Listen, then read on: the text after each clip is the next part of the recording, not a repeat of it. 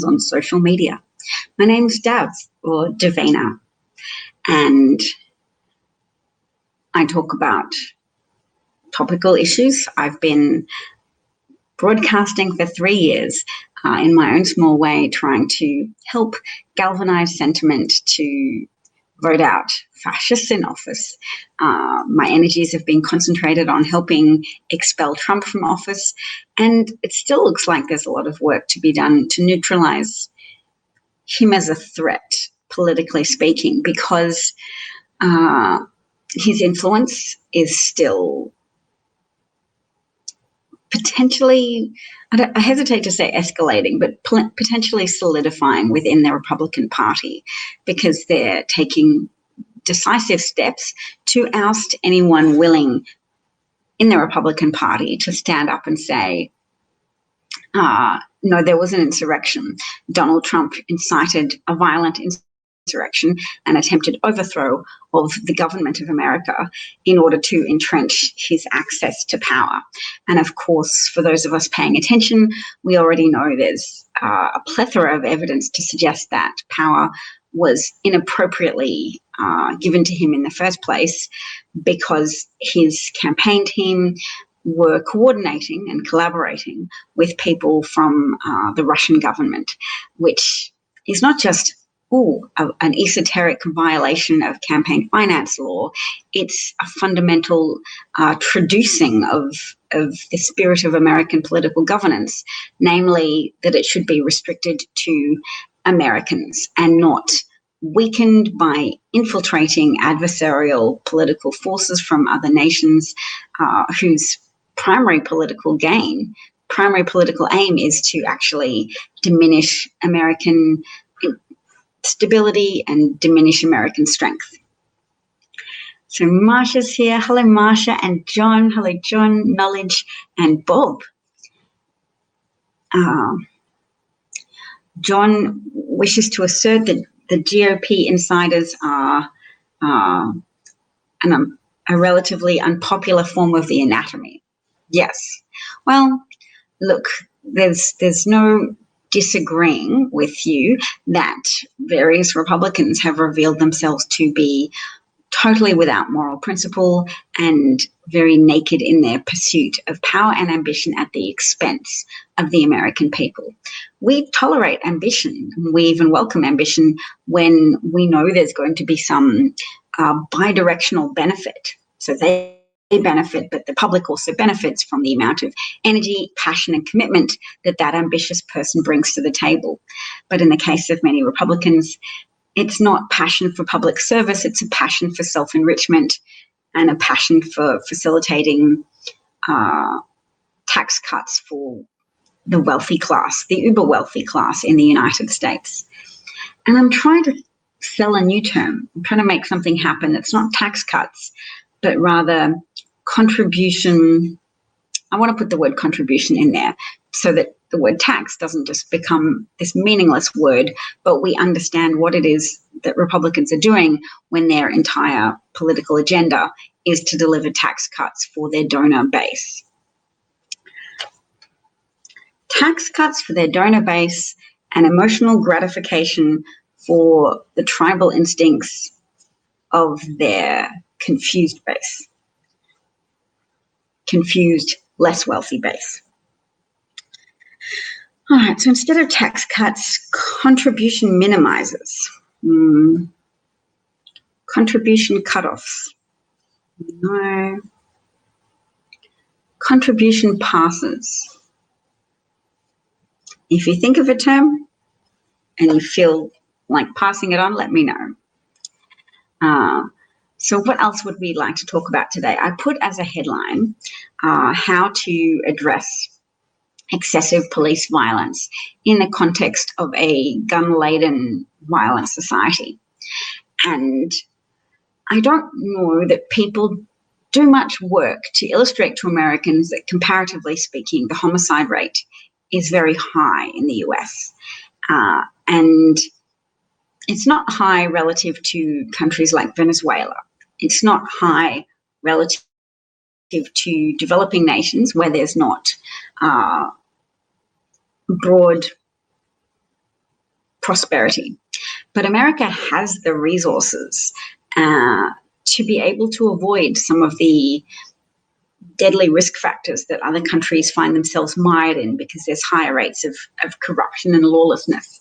America can enforce the law if they have laws in the first place, if they have the political will to insist that members from both political parties cooperate to deliver legislation that would strengthen gun safety laws for the people of the United States to make it more difficult to get access to weapons of mass destruction, essentially. Not nuclear weapons, but weapons of mass murder, or weapons that facilitate mass murder. And facilitate's a very important word to include. It means make things easier, and it shows we understand that the gun isn't responsible for pulling the trigger. We just know that a gun has made it easier for some individual to kill a lot of people without being interrupted. It takes longer to interrupt somebody with a gun, and it takes even longer still to find a way to interrupt someone who's in a mass murdering spree if they have access to an assault rifle of some description. Yes, I said Venezuela. I don't think John's enjoying my example, but there's a lot of Latin American countries with high homicide rates. Whereas if we compare America to countries that are more commensurate with its wealth levels and development levels and infrastructure levels, then we're looking at some European countries and Australia and seeing that their homicide rate is approximately 1/5 of the homicide rate in the United States. Marsha notes that, can we imagine if people could get nuclear weapons? Where are the boundaries? We should have no assault weapons in the hands of private citizens at all. True, and Marsha's familiar probably with my argument that the Second Amendment, many experts would say that it's been misinterpreted by the most recent Supreme Court interpretation, and that should be blatantly obvious when you look at the beginning of the sentence of the Second Amendment. A well-regulated militia, that is the subject of the sentence. It's the opening clause. It's in reference to America's original army, that was an army of volunteers that had to equip themselves because at that point America hadn't levied enough taxes on its citizens and its founding members to pay for weaponry for its own informal army. So that informal army had to buy their own weaponry. So insofar as that, the right of those individuals who were volunteering their time and energy and putting their lives on the line to volunteer in the event of an attack on the United States, the newly fledged United States at the time. So they should be allowed to buy whatever weaponry they want. That right of theirs to keep and bear arms in the service of their country should not be infringed upon. And because it's been so perverted, there are so many people now who argue as if that's the front-facing clause of the sentence, shall not be infringed. And in their mind, have worked themselves up into a conviction that it's a God-given right for them to own any type of weapon that they want. And I guess, as Marsha notes, it's a good strategy to say, well, what is the limiting principle? You don't acknowledge any, but amongst a majority of Americans, the rest of us sane people can acknowledge a limiting principle to the idea of gun ownership, that whilst perhaps you can purchase a weapon of some description for home security purposes, you should not be able to have an assault rifle for home security purposes. It's not fit for purpose. It increases not only the danger to you and your family members, increases the risk of suicide, of homicide. It increases your risk of being disarmed by a home invader who will steal your weapon from you in all likelihood and abuse you with it, because they will have the element of surprise if they've invaded your home. But that it puts the public in general at a much higher risk of dying of homicide in a mass shooting event, because a subset of human individuals inevitably end up with some form of asocial acting out tendencies. antisocial acting out tendencies. And all nations experience people who have a subset of their population who for whatever reason, feel a need to act out. Often it's an emotional breakdown born of harboring too much hatred and antipathy, to irrational hatred and antipathy towards other societal demographics. So hatred of women can propel some men to murder family members and then continue a killing spree and go on and murder other members of the public. Some men have been taught to be so opposed to other demographic groups and view them as invaders that they then take that spirit of animosity out into the public with an assault rifle, which they have access to because of the misinterpretations of historical documents by Anthony Scalia, Justice Anthony Scalia, who in 2008 reached that Supreme Court decision that the Second Amendment referred to, or could be interpreted as referring to, personal firearm possession. Even he put a limiting principle on gun ownership, but that limiting principle is still not acknowledged by the most fervent gun worshippers, who have disproportionate power over the American political system because the NRA can point to those fervid, passionate, rabid gun supporters and use that as a front through which to launder America weakening investment money from the Russian government, who funds the NRA, who then funds politicians like Donald Trump, who then acts as an obstacle to public sentiment. All other nations, when there's been a mass shooting involving small children, has used the revulsion of the public at those horrific acts and those horrific outcomes to introduce new legislation limiting guns. Purchasing whatever you like is unfettered capitalism, but decent people say, children were murdered. That murder was facilitated by the possession of assault-style weapons, and therefore we have an appetite for legislation that will limit ownership of such weapons. So Australia did it in 1996, and we didn't have a mass shooting again until last year, when a family of 4 were murdered by their father with an assault weapon. But 1996 to 2019 was a substantial period of time. And New Zealand had a mass shooting 2 years ago, I believe, 2 years ago, where 50 people were murdered in a mosque by an Australian man wielding an assault-style weapon. They rapidly brought in legislation to limit semi-automatic weapon ownership, and things got done to safeguard the people and to respond to massive public outrage and distress. And in America, there is an obstacle. The public still has the same level of outrage because it's natural, it's decent.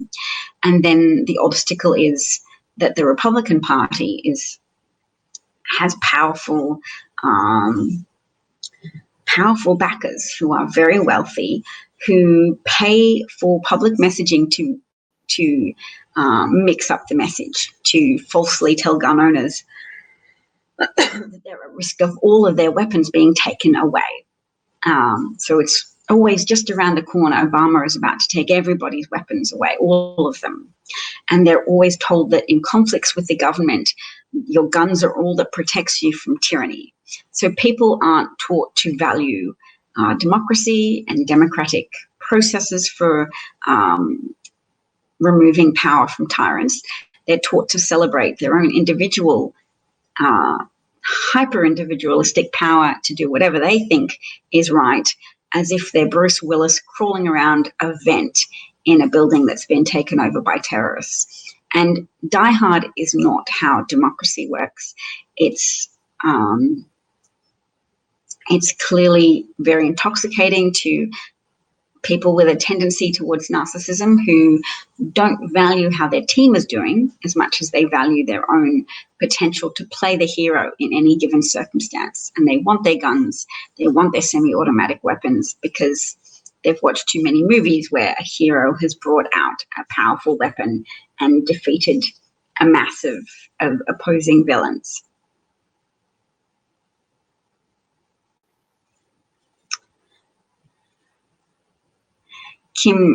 Kimchi gave a Listen Up award. Thank you, Kim. And John said, love you, Dav. Thank you, John.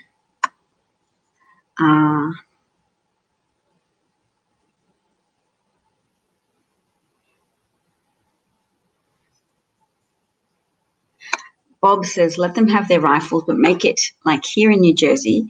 Here, a shotgun can only have a maximum of 3 shells. Do the same for all long rifles. That could be a solution, Bob, to people who want to pose with assault weapons and still feature heavily in their own personal fantasies and have props to help them derive enjoyment from their gun fetishizing fantasies, but reduce their access to ammunition through legal means. So I think that sounds smart, and I'm going to write it down. Ammunition limiting legislation. I think that's similar to what happens in Switzerland as well, where they also don't have an army, but everybody or much of the population is conscripted into the National Home Guard. So everybody has to have a weapon, but nobody's supposed to have easy access to bullets. So I'll look more into that. Switzerland and New Jersey. An important part of policy debates is looking to people who have done things well and people who have made strides towards a more perfect union of people living in relative safety, harmony, and prosperity with each other. I talk about prosperity because people often note that the left talk about justice sometimes more than they address issues of economic justice or issues of economic opportunity, because some Black voters can be turned off by Democrats who appear to be focusing heavily on disproportionate police violence exercised against Black citizens. If they're not personally concerned about unequal justice under the law, they might be more personally concerned about what type of opportunities are available to them to make money and to provide for their families and to achieve their own ambitions.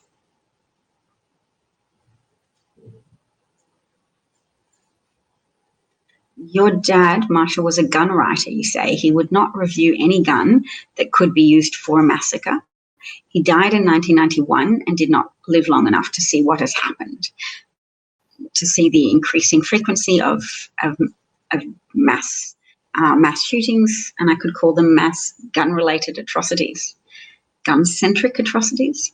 I'm always interested, as you guys know, in finding words that resonate with people, because through finding those words, you help build political consensus, you help build public goodwill, you help achieve the critical mass of people needed to effect change within a democratic system. But then you also have to take care of your democracy. And one significant obstruction in the bowels of democracy is the very efficient mass deceit conservative media machine that means democracy's ability to achieve the will of the people is being perverted, because the will of the people is arising from being fed a very heavy diet of lies and deception.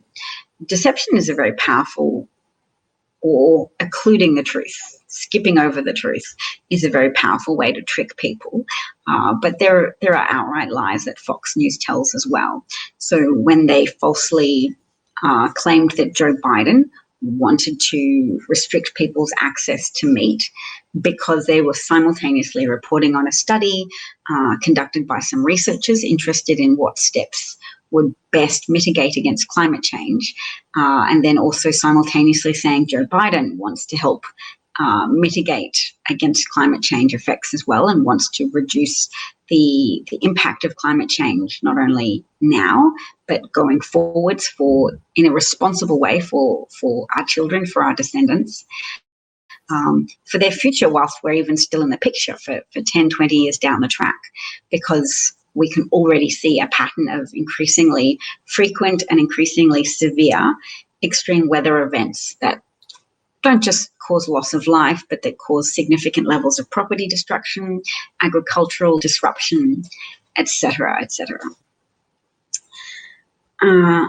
I was able to listen to a Clubhouse conversation today in which Bakari Sellers featured. Now, he is someone who was the youngest ever state legislature to be elected who was Black in South Carolina. And he's gone on to be a lawyer and to be featured on CNN. So he was a very effective speaker for the cause of reforming how justice is administered and delivered in the United States. And I got to listen to some other people present in that Clubhouse room as well. One of them was a Black woman who's an academic, and she's written a book called Radical Empathy. The idea being, I guess, that you can call people in to a place where we aspire to more justice. You can use language that is inviting. You can use your capacity to hear and listen to others and show respect for what might be some common ground, even if you have entirely different concepts about how to achieve it. And you might believe that their concept is false and destructive. When you focus on that shared goal, you might be able to find, or at least build together.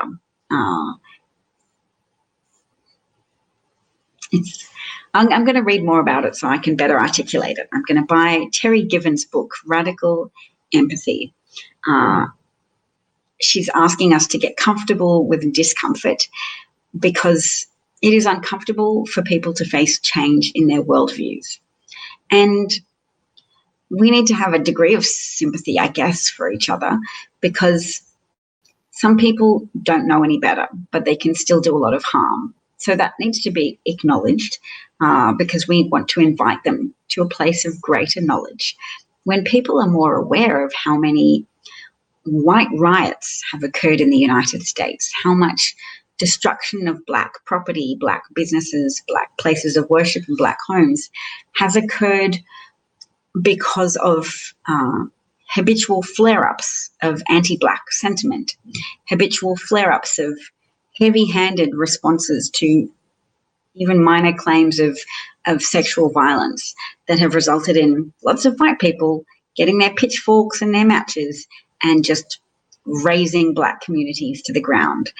And once people are more aware of that, I think it might take some of the steam out of their benighted insistence that the occasional flare-up of some Black Lives Matter protests into violence and looting is not something that's unheard of in white communities. And indeed, a lot of the Black Lives Matter violence is associated with police rioting, effectively police feeling so overcome by negative emotions, whether it be sublimated guilt or self-consciousness or just rage and anti-Black racism, that they have inflicted a lot of violence and harm against protesters who are protesting peacefully, that people have lost eyes after being shot with rubber bullets. People have incurred all types of injuries, and including loss of life because of unjustifiable levels of excessive police violence. So what are the ideas I'm taking away from the conversation today? Bob suggested ammunition limiting legislation, and I should look up what that looks like in New Jersey, and I propose to look at how that's carried out in Switzerland as well. Bob thinks that in Switzerland they have the ammunition in their barns, so I'll look into that.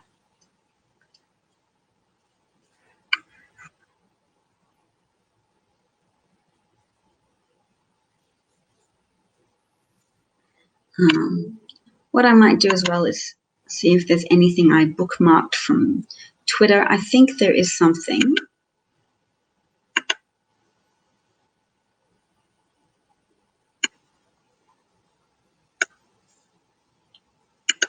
Okay. Nope. All right, fine.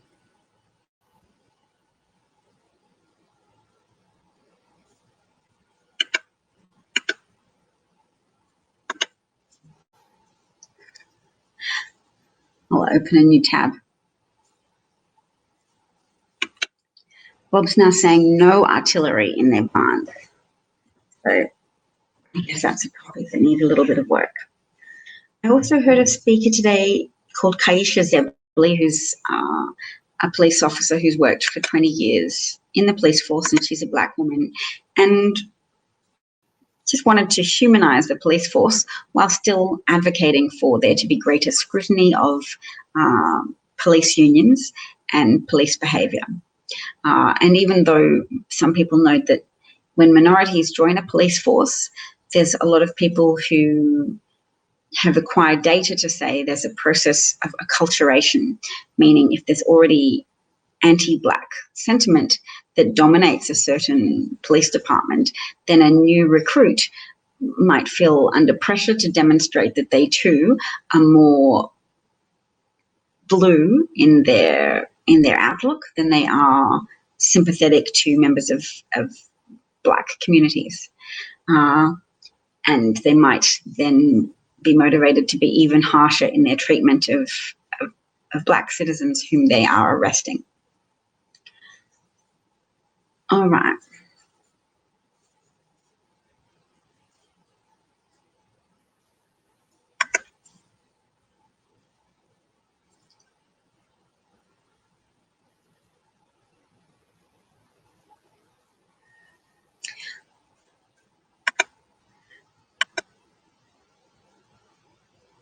Oh, no.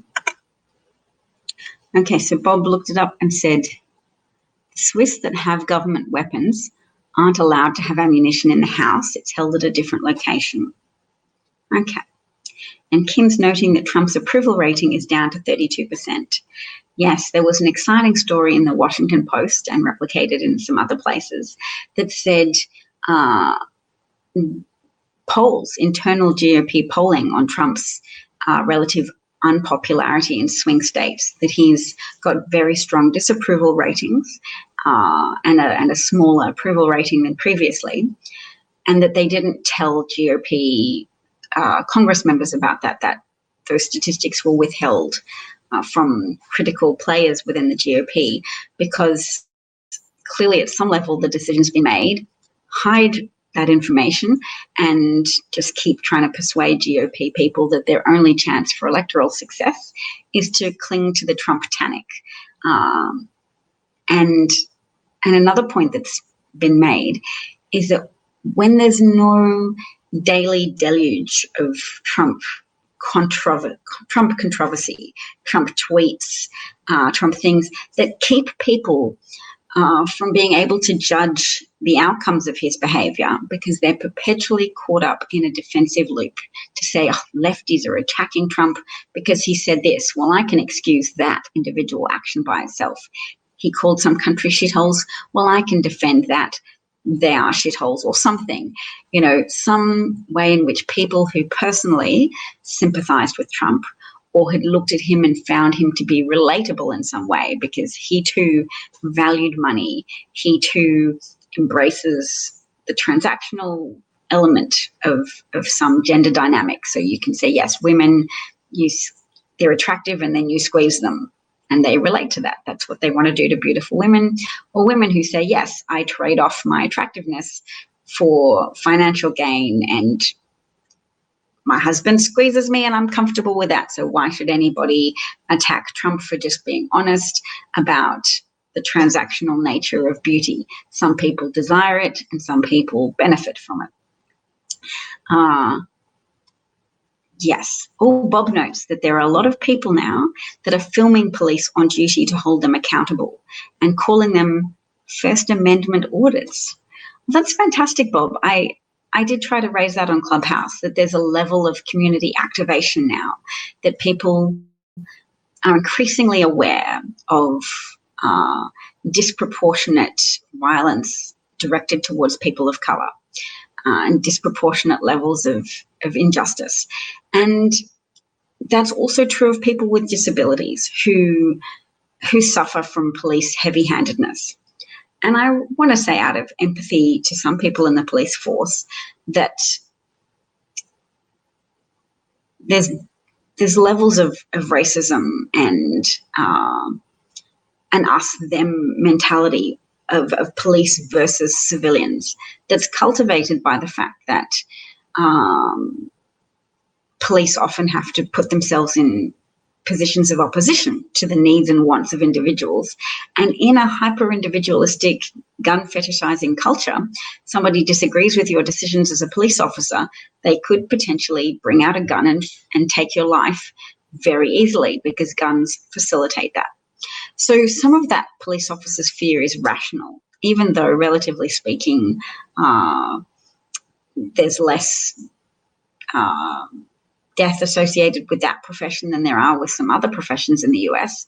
There's still good grounds to perceive police work as endangering, self-endangering, that because of the virtue of your job, there's a target on you for criminals to shoot at you, for domestic violence participants to shoot at police officers. It's very dangerous to respond to a domestic violence call, because people are often in such a state of heightened emotional arousal that they will shoot at police officers, because they'll shoot it at anybody that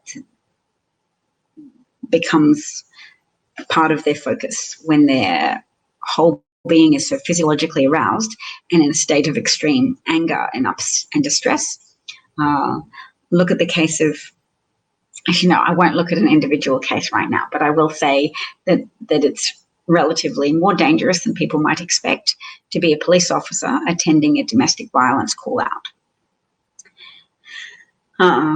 So yes, the public have deputized themselves with their mobile phones to be a mechanism for policing the police, holding police accountable, and that is a good development. There needs to be other steps to complement it as well, because some police might have an emotional reaction against that loss of reverence of police being automatically assumed to be the good guys.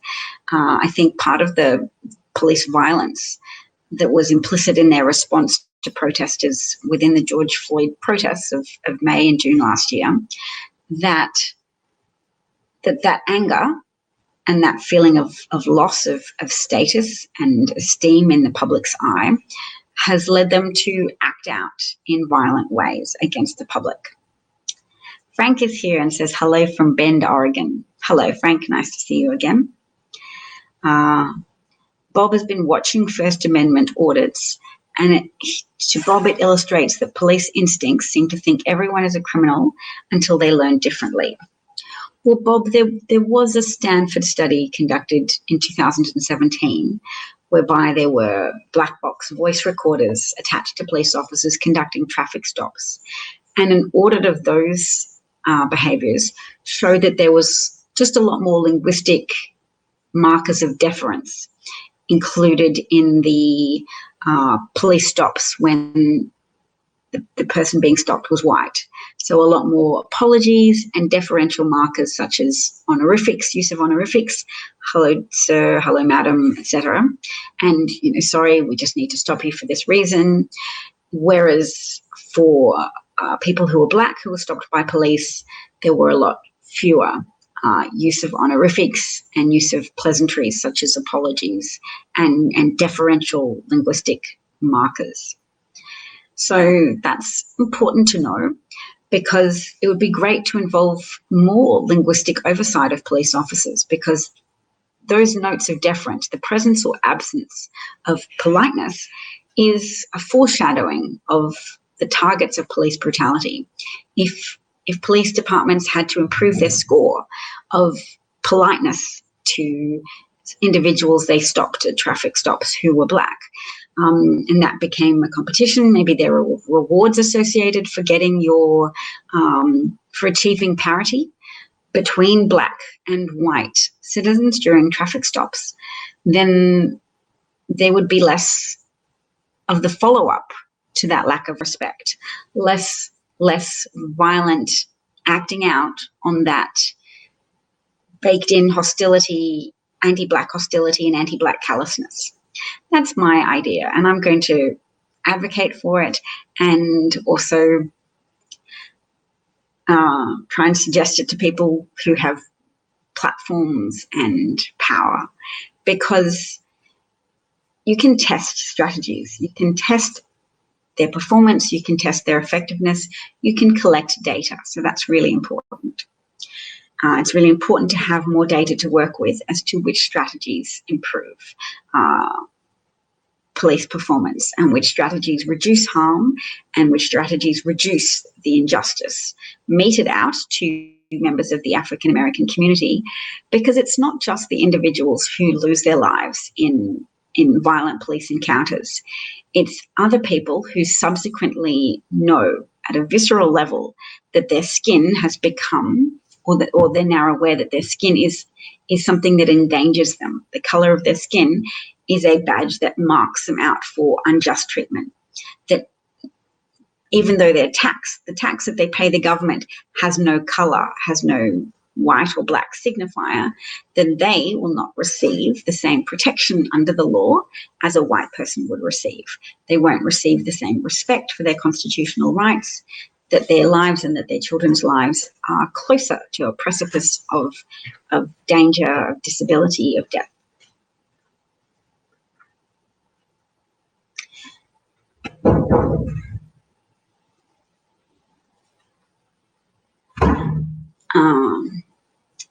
Frank likes my idea too. Bob notes that he's seen a lot of police in the Los Angeles area.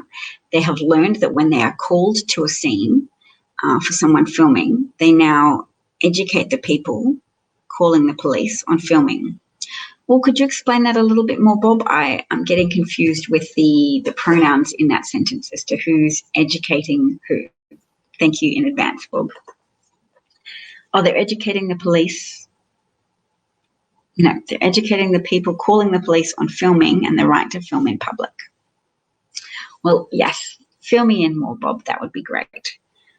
Other people have noted that if there's one group of investigative journalists that look into police unions in America, that there's a lot of corruption waiting to be unearthed. There's a lot of unhealthy and corrupt relationships between police unions being able to contribute money towards the political races of people like district attorneys.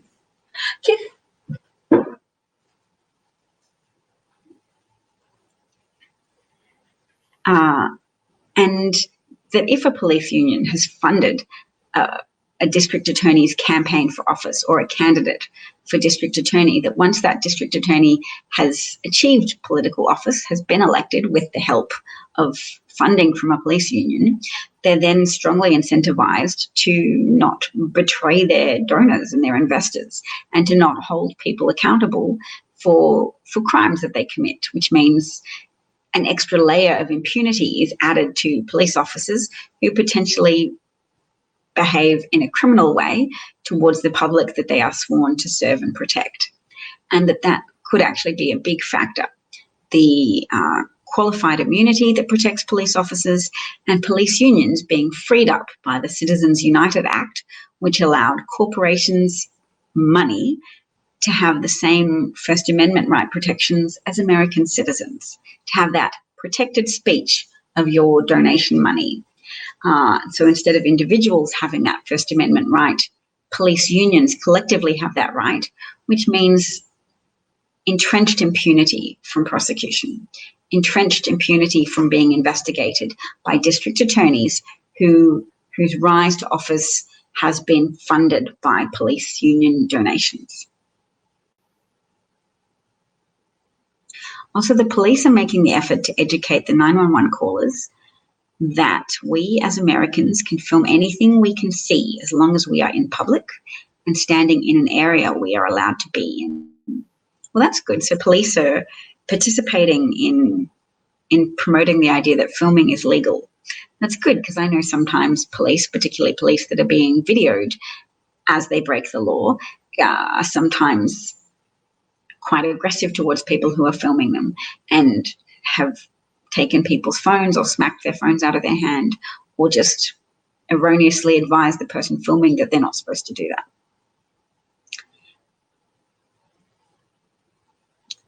Let It Be says, excellent point. I hadn't thought of that extra layer with the DAs. Yes, it's going to be critical to the understanding of Americans, because Black Americans are probably quite tired and distraught at having collected a litany of instances of very obvious abuse. And the video of George Floyd's torturous death was kind of the pinnacle of, what more do you need? This is the evidence of injustice. And so then a degree of justice has followed the creation of that video. Darnella Frazier is the 17-year-old girl who had the discipline to stand there for 10 minutes with her phone. She had enough battery. She had enough recording capacity in her phone. All of these ifs that were vital to our ability to see George Floyd's death and to see the very clear betrayal of public trust that arose from a police officer flat out murdering someone in public with every confidence that he would not be held accountable for his actions. And the audacity of Derek Chauvin was as shocking as the brutal and torturous nature of George Floyd's death.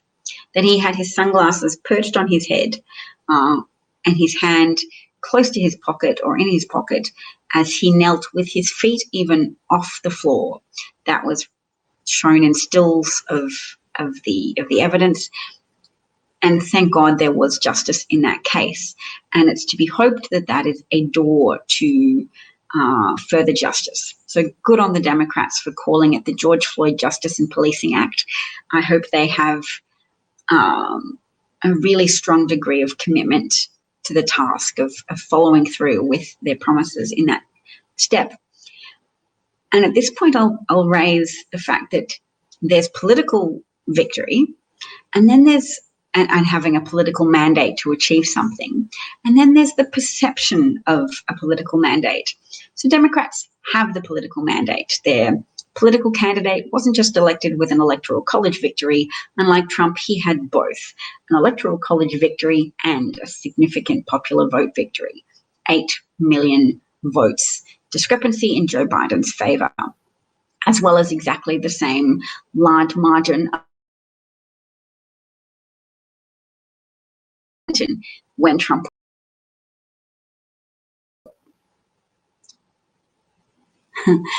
was also receiving illegitimate and secret help from the Russian government with his 2016 campaign, and secret psychological influence campaigns being waged against Americans through Facebook, through their stolen data on Facebook, through Cambridge Analytica, a British-owned company working together with Russians to collect data on voters, and particularly voters in the all-important marginal swing states. Wisconsin, Michigan, and Pennsylvania were very much targeted by the Russians through Facebook, through shadow advertising on Facebook, and using data acquired from the Republican Party, from their expensive internal polling data collected by Paul Manafort and given over to a Russian intelligence operative by the name of Konstantin Kilimnik, who has been confirmed to be a Russian agent and is currently sanctioned by the US Treasury for his role in sabotaging American democracy, making it vulnerable to being overtaken by a criminal, a self-serving criminal former president who was president for 4 long years, during which time he exposed the American people to danger, undermined confidence in democracy, so undermined the capital of the public capital. I'm trying to think of a phrase just to mean that cumulative tally of public confidence.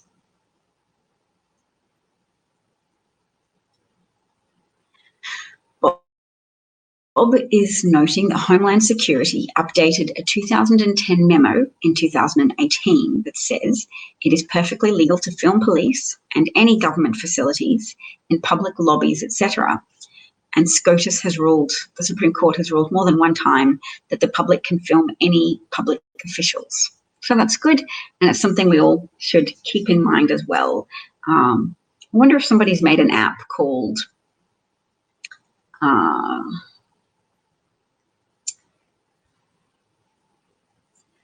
something like citizen awareness, something to promote people being able to live stream an event that they think is contentious or record an event that they think is contentious that has the involvement of public officials such as police officers, so that there can be a record of behaviour conducted in public that is potentially unjust, overbearing, unnecessarily humiliating even, because it's unfair for Black taxpayers to continue contributing towards a public service that doesn't just fail them but actively harms them. And the nature of that injustice is so extraordinarily overwhelming that as a white person I have to remember that this is nothing. Whatever I feel is a small degree of awareness.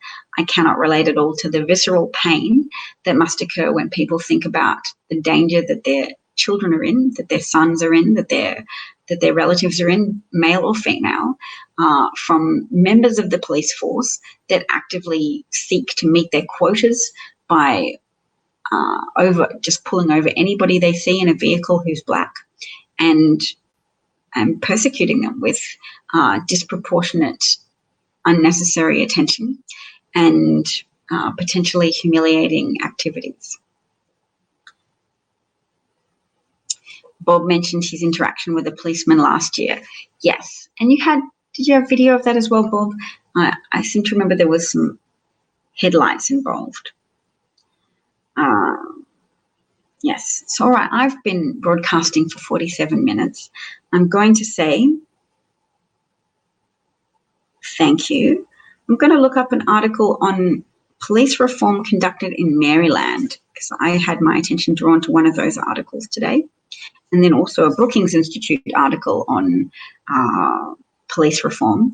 So I'll make those two articles available on my website, which is davcat43.com. And I'll put that in the messages. And then that way I'm committing myself to posting that blog today, even if it contains as little as just links to those two articles. That's going to be my contribution. So this is the website. Hold me to it, folks. I'm going to put up a blog post today with at least two article links in it, one from the Inquirer and one from the Brookings Institute. Yes, I think when you sent it to me, Bob, I was more overcome with what was happening with George Floyd. So even though you had video of a police officer shining his flashlight in your face and you yelling at him, I was more emotionally invested at the time in someone who had been murdered in public, and that had been captured on video. So I don't think I engaged with that as much as I could have, Bob, at the time. So I'm sorry. And you're saying he didn't know he violated the Bain Act. Ooh, a Bain Act. Is the Bain Act reference to the right of the public to video public officials?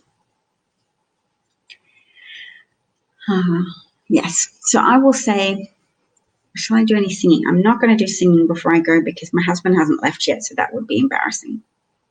Unless I want to just push through the embarrassment and sing anyway. What would people prefer? I have a little gang of Patreons who are involved with paying me a monthly sum to motivate me to continue my work in broadcasting every day. So I can just record a song on my laptop. I figured out how to do that and then post it to Patreon and then not bother everybody else with my singing. Or I could sing more broadly speaking, now as part of my pro-democracy creative contribution. It's sort of like a singing. Is it a singing for your supper?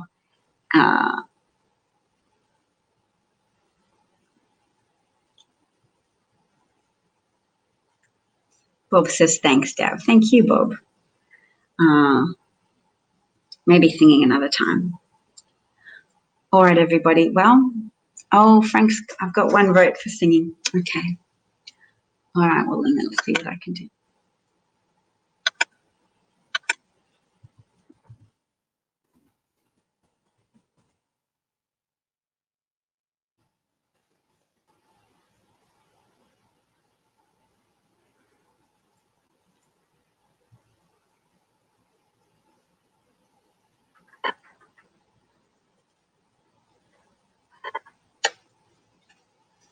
Should we do freedom? Should we do cups?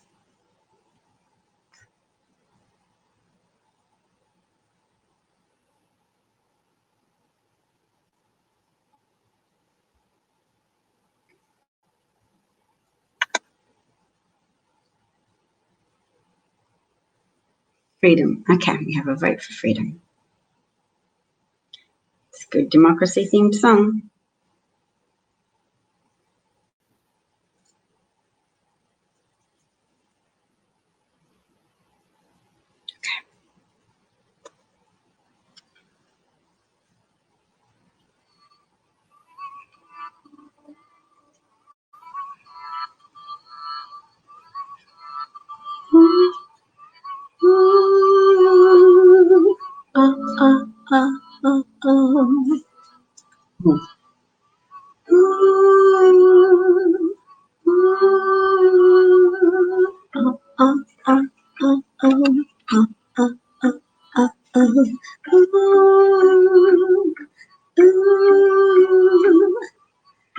Heaven knows I was just a young boy, didn't know what I wanted to be. Was every little hungry schoolgirl's pride and joy, and I guess it was enough for me to win the race. A prettier face, brand new clothes, and a big fat place, rock and roll TV. Today the way I play the game is not the same, no way. I think I'm gonna get me some happy. I think there's something you should know. I think deep inside of me, I've got a your picture in the rain, singing in the rain. You understand, sometimes the clothes do not make the man. All we have to do now is take these lies and make them true. All we have to see is that I don't belong to you. You don't belong to me. Yeah, freedom, I won't let you down. Will not give you up. Have some faith in the sound. Who knows, we sure had some fun, boy. What a kid, just a buddy and me. We had every good time band on the run, boy. We were living in a fantasy.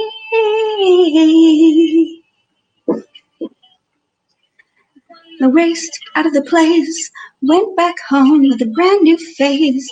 Boys on MTV.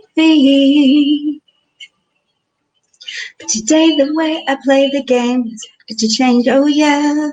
Now I'm gonna get me some happy. I think there's something you should know.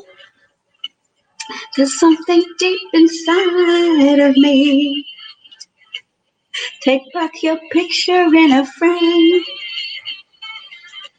I just hope you understand. Supposed to make a man. All we have to do now is take the lies and make them true. All we have to say is that I don't belong to you. You don't belong to me. Hey, freedom, I won't let you down. Will not give you up. Have some faith in the sound. I'm not feeling it today. I'm sorry, I should have done some vocal warm-ups or something. But thank you for asking me to sing. It's good encouragement, a reminder that I should practice, work on pitch, intonation, delivery, all manner of things. And I think it's easier sometimes to sing standing up as well. So maybe I'll work on a way to elevate the laptop so that I can stand up and not just have the camera pointed at my abdomen. Nazim says hello from Milan. Marsha says thanks, Daz.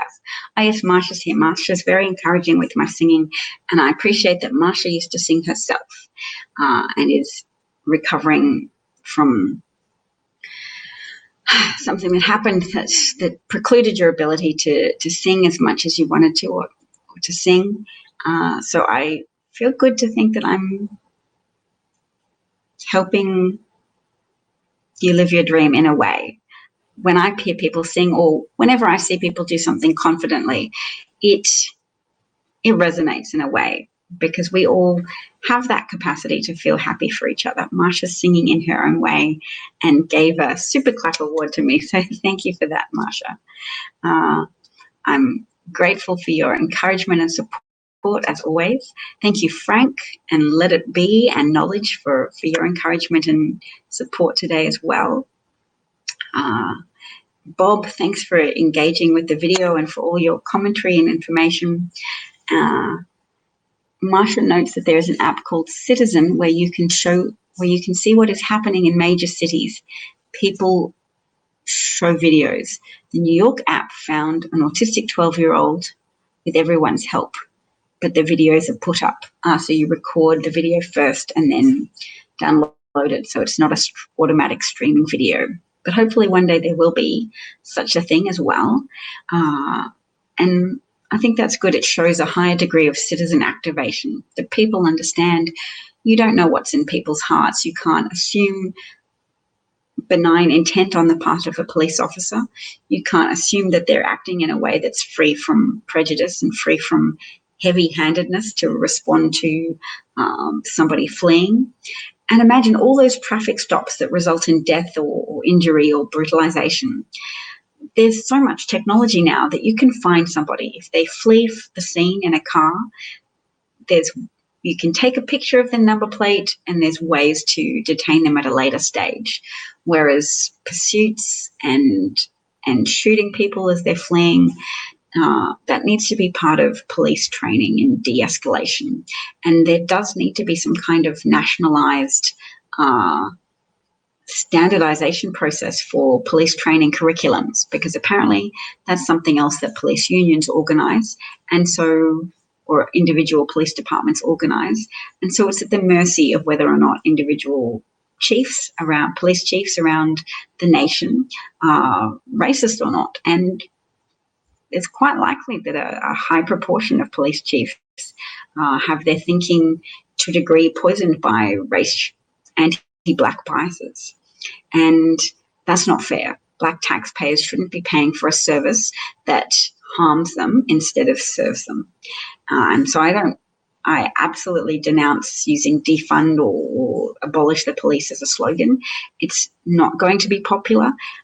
People want there to be a rule of law. They want there to be protection of property rights and individual rights. They want there to be some kind of service that protects members of the public from people who don't act in pro-social ways, people who are actively antisocial and who are willing to advance their own financial interests through theft or through assault, or a combination of the two. So defund the police is always going to be a slogan that scares people. If any political person advocates for that, it's as if they're saying whoops, when there's one crime that isn't attended to by police officers and people are killed, it's always going to be something that is attributed to the actions of any legislator who gets behind a Defund the Police Act. So people never, in a collective sense, want the police to be defunded because they always want a service to be provided. They just want that service to be less incredibly unjust. They want equal justice under the law. And the people who have suffered the most from the brutality, the humiliation, the indignities of that, and the complete theft of life associated with that unequal delivery of protection under the law, that those people will feel more urgent and they'll feel more viscerally the injustice and the pain of that. So it's up to white people to at least try and imaginatively engage with the kind of suffering that occurs, broadly speaking, within a community, as they can see from each data point, each incident of violence and injustice, that their skin is still being treated as an invitation for violence, an invitation for brutalization at the hands of anti-Black police officers, or police officers who are to a degree influenced in their thinking by callousness or active hostility towards people with Black skin, towards Black Americans. So yes, that's our job. The job of radical empathy is for white people to try and take on board the same sense of urgency with regards to the problem, but to marry that urgency as well with pragmatic thinking, so that we don't just act in haste and activate the law of unintended consequences and rush to adopt something like defund the police, when that's actually more likely to give power to Republicans who use loyalty to the police as a cover story, whilst ignoring the fact that 140 police officers were harmed in the pro-Trump Capitol insurrection event of January the 6th, and that there's no actual loyalty to the police if the police stand between white supremacists and their goal of illegitimately holding on to power or facilitating Trump holding on to power. Bob's so glad that he got to watch tonight because he missed the last two nights.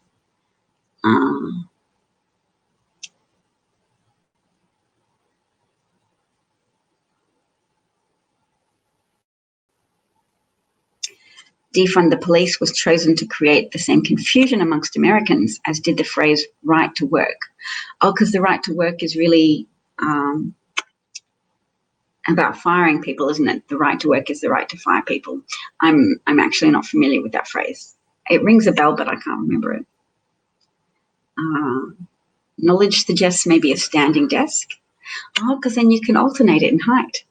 Bob sings every day and has even recorded in a studio. I think once we played you singing that New Year's song, Should Old Acquaintance Be Forgot? I've forgotten what the song is called.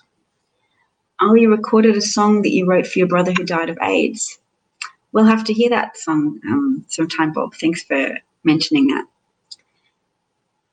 Knowledge says he was on a FaceTime call for most of my broadcast and enjoys my broadcasts. Frank says sing forward, but I don't know that song. Oh, just you mean lean forward to sing? Yes. Oh, Knowledge does have a good point. Sorry for your loss, Bob. I know Bob's lost another brother this year as well to COVID. So we know Bob's lost a brother to COVID and a brother to AIDS.